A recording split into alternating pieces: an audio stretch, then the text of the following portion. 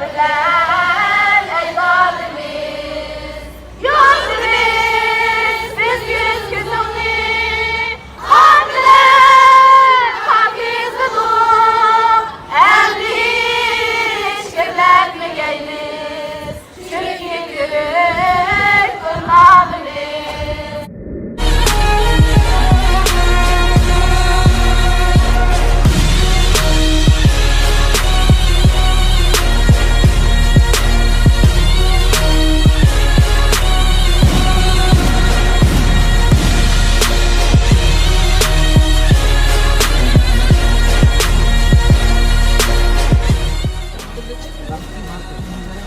Goedemiddag allemaal.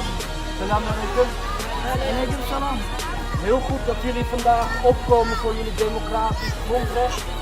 De vrijheid van demonstratie. Daar is vanuit onze kant, vanuit Denk aandacht voor in de Tweede Kamer. We hebben in het verleden schriftelijke vragen gesteld. Wanneer het gaat over de vrijheid van religie. Een wereldwijd goed dat ons betreft en de onderdrukking van Oeigoeren in China. We hebben een motie ingediend in de Tweede Kamer die onze regering oproept om de misstanden in Oost-Turkestan aan te kaarten bij de internationale gemeenschap binnen EU-verband, binnen VN. Ey, ilişki doktor!